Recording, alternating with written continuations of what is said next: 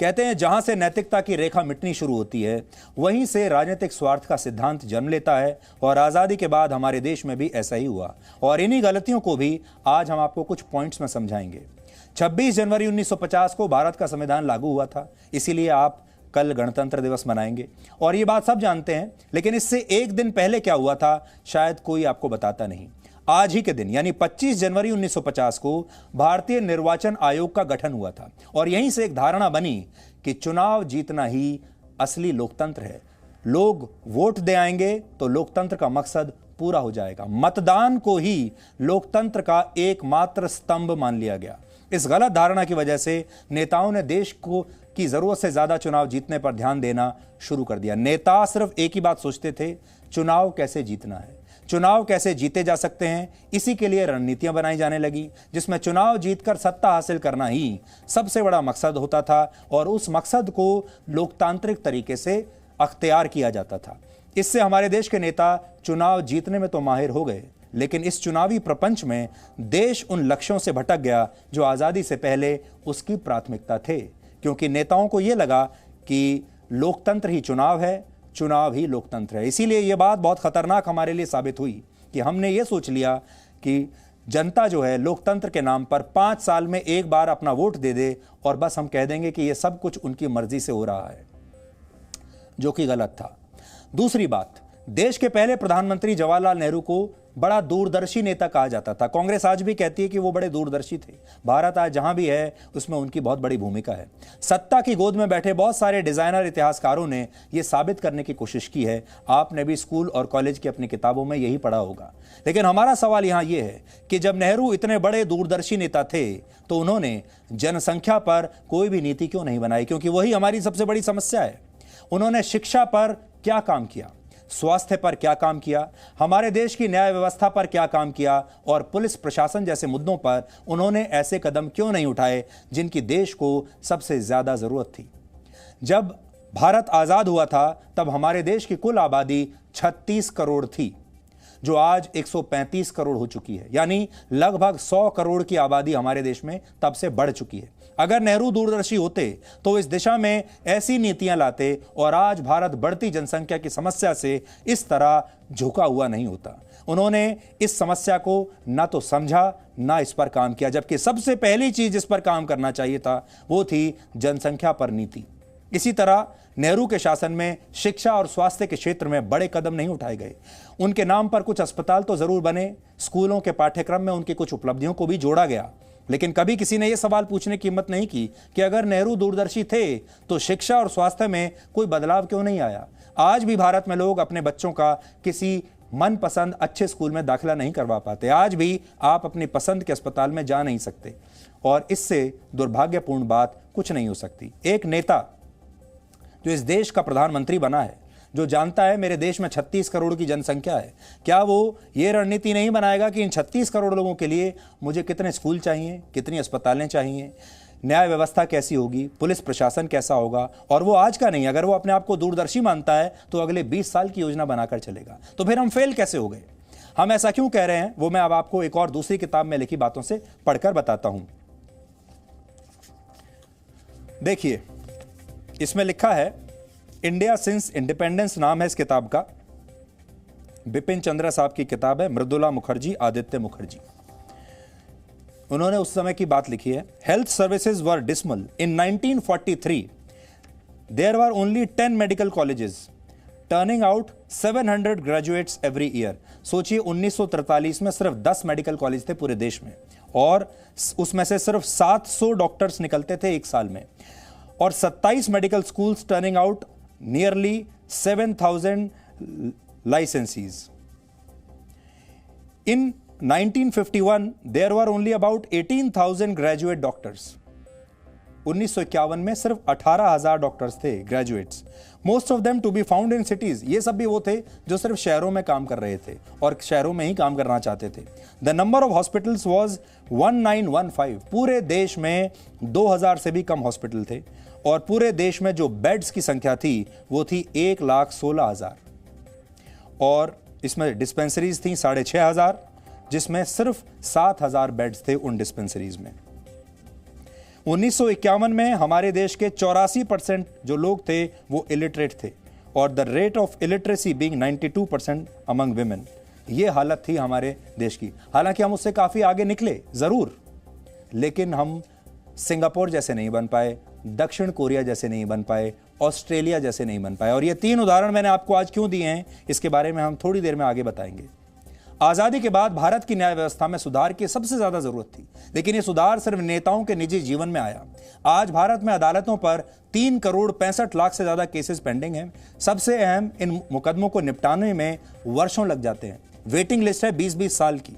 लेकिन अगर आजादी के बाद न्याय व्यवस्था को मजबूत करने की कोशिश होती तो शायद आज भारतीय अदालतों पर करोड़ों केसेस का यह बोझ नहीं होता। इसी तरह पुलिस और प्रशासन में फैले भ्रष्टाचार पर पहले दिन से किसी ने ध्यान नहीं दिया।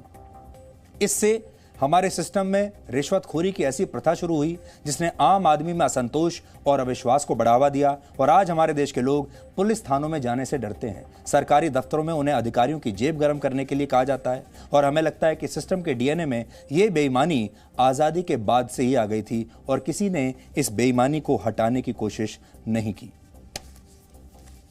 अब देखिए, गणतंत्र दिवस की पूर्व संध्या पर आज यह समझने का भी दिन है कि आजादी के बाद भारत प्रगति के लक्ष्यों को हासिल क्यों नहीं कर पाया। और जब आप ये समझेंगे तो आपको पता चलेगा कि हमारे देश में आजादी के बाद से नेता एक खास फॉर्मूले पर ही काम करते रहे जो उन्हें सत्ता की चौखट तक ले ही जाता था। इसलिए आज आपको इस फॉर्मूले पर नजर डालनी चाहिए और इस फॉर्मूले के 3 भाग हैं, क्योंकि ये फॉर्मूला ये सुनिश्चित करता था कि आप सदा सत्ता में बने रहेंगे और ये सब कुछ होगा लोकतंत्र के नाम पर, ये सब कुछ होगा जनता की मर्जी के नाम पर। तो ये जो फॉर्मूला है, इस फॉर्मूले में देखिए, इसमें पहला पॉइंट है आरक्षण।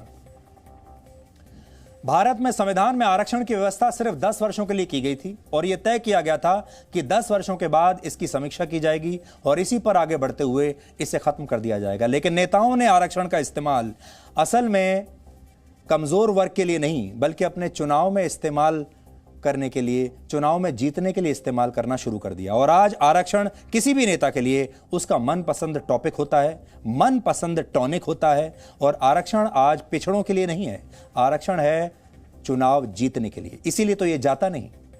सत्ता की इस रेसिपी में डाली जाने वाली दूसरी चीज है तुष्टीकरण। नेताओं ने अपनी महत्वाकांक्षाओं को पूरा करने के लिए तुष्टीकरण को एक बहुत बड़ा हथियार बना लिया और सेकुलरिज्म की आड़ में, धर्मनिरपेक्षता की आड़ में तुष्टीकरण के विचारों को हवा दी और ऐसा करके लोगों के वोट हासिल किए। जैसे बड़ी कंपनियां अपने किसी खराब प्रोडक्ट का प्रचार प्रसार करके उसे प्रमोट करती हैं, ठीक वैसे ही नेताओं ने तुष्टीकरण के नकारात्मक विचार को राजनीति की रीढ़ बना दिया और धर्म के हिसाब से अपनी राजनीति शुरू कर दी। और यह राजनीति आज भी वैसे ही हो रही है। तीसरी चीज है ध्रुवीकरण। धर्म, संप्रदाय, जाति, भाषा और क्षेत्रीय अस्मिता पर किसी एक मुद्दे को आधार बनाकर ध्रुवीकरण की राजनीति शुरू हुई। शुरुआत में जब चुनाव में पार्टियों को इसका फायदा हुआ तो इससे ध्रुवीकरण का विचार और मजबूत आया। यह आइडिया सबको आ गया और अब यह भारत की राजनीति के डीएनए में मौजूद है, इसे आप हटा नहीं सकते। इसलिए 3 चीजें जो पहले दिन से ही हमारी राजनीति में आ गई, आरक्षण, तुष्टीकरण और ध्रुवीकरण। और ये चुनाव जीतने का सबसे बढ़िया फॉर्मूला है और आप चुनाव जीतेंगे। सब कुछ लोकतांत्रिक तरीके से ही होगा। इसे लोकतंत्र की जीत बताया जाएगा और पूरा देश और पूरी दुनिया ताली बजाएगा कि देखिए भारत में जबरदस्त लोकतंत्र है।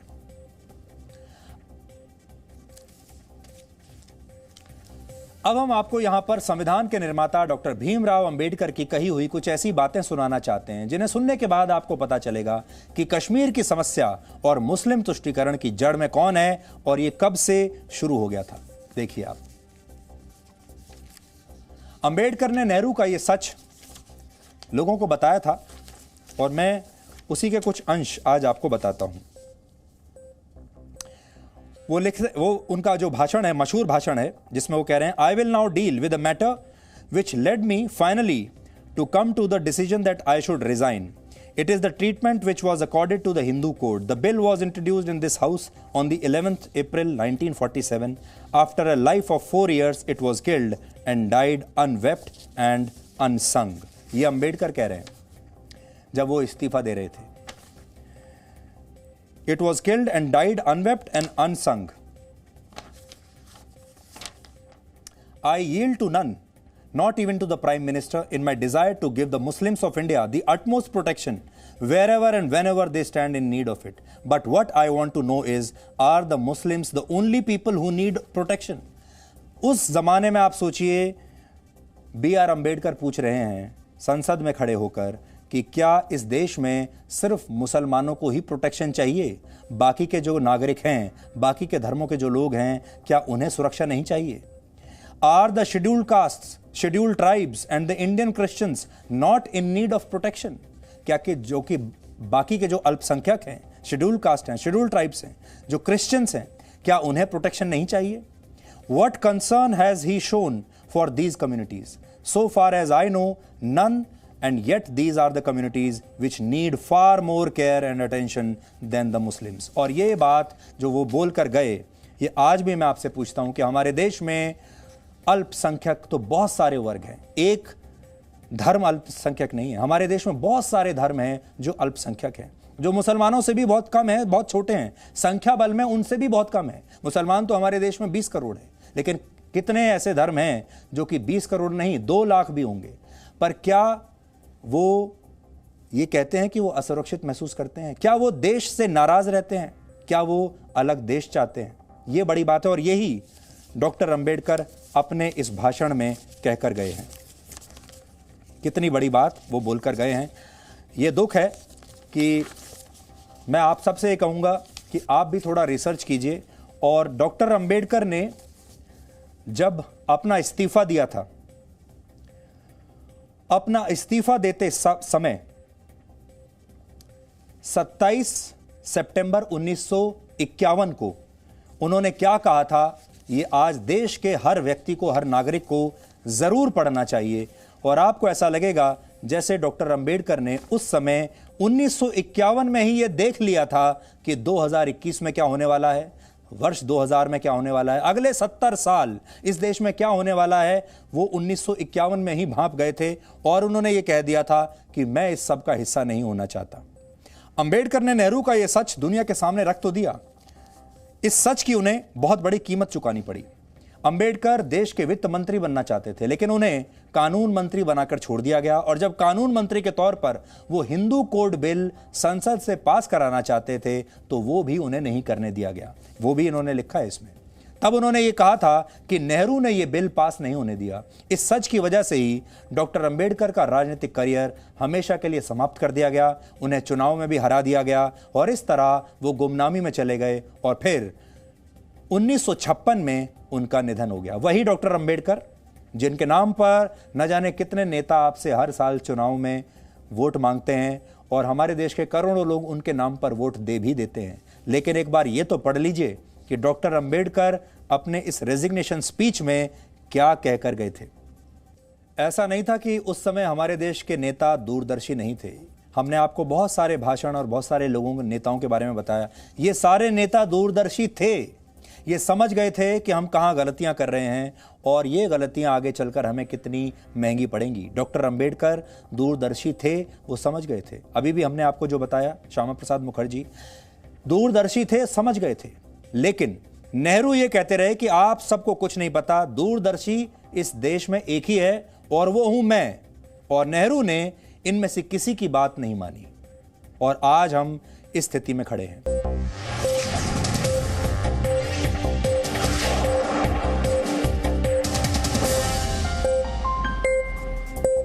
Presenting V News app, available on Google Play and App Store. Download it now.